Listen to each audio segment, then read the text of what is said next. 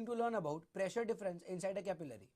But before I move forward in this module, let me recall that in the previous module we have learnt about what is a capillary action and what is a capillary tube.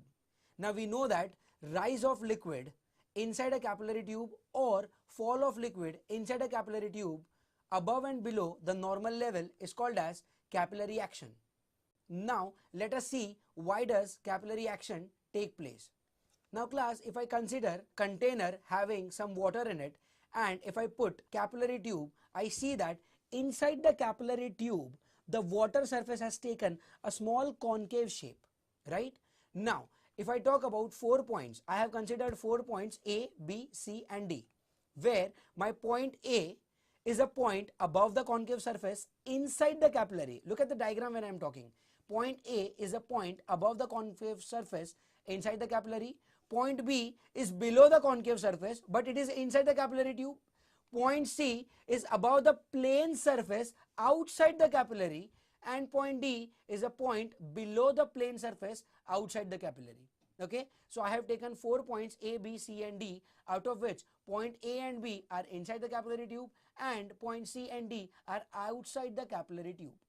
Now class, if I talk about pressure at A and pressure at B, I see that since A is on the concave side, and in the previous module we have learnt that pressure is always more on concave side, right? So I say that pressure on A is more than pressure on B. Now if I talk about A and C, now class, I know that point A is in atmosphere, point C is also in atmosphere.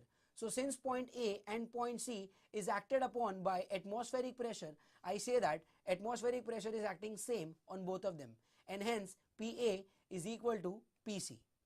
And I know that if I talk about C and D, since there is a plane surface between point C and point D, there does not exist any pressure difference. So I say that PC is equal to PD. Now class, look at equation number 2 and 3. PA is equal to PC and PC is equal to PD, and hence I can say that PA is equal to PD.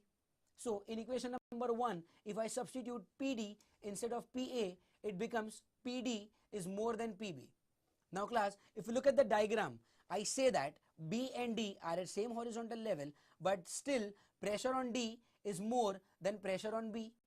And hence we know that liquid always flows from high pressure to low pressure, and this time if the liquid is trying to flow from D to B, the liquid is going to rise inside the capillary tube, and this is the reason for the rise of the liquid inside the capillary tube, and the main reason is the pressure difference because of that concave surface. Now let's go further. If I talk about mercury and if I put a capillary tube inside this, I again consider 4 points A, B, C and D.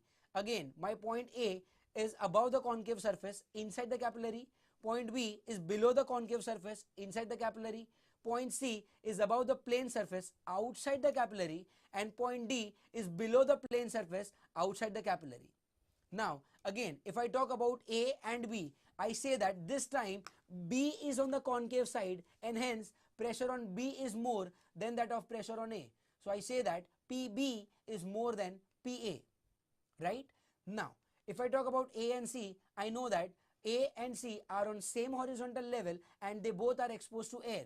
So only atmospheric pressure is acting on A and C, and hence I say that PA is equal to PC. Okay, now similarly I say that PC is also equal to PD because between point C and D there exists a plane surface. So I say that PC is equal to PD. Now class, if you look at point number 2 and 3, I say that PA is equal to PC and PC is equal to PD, and hence I say that PA is equal to PD. In equation number 1, if I substitute, I get PD is less than PB. Now class, if you look at the diagram, I know that B and D are at same level, but this time pressure on D is less than pressure on B.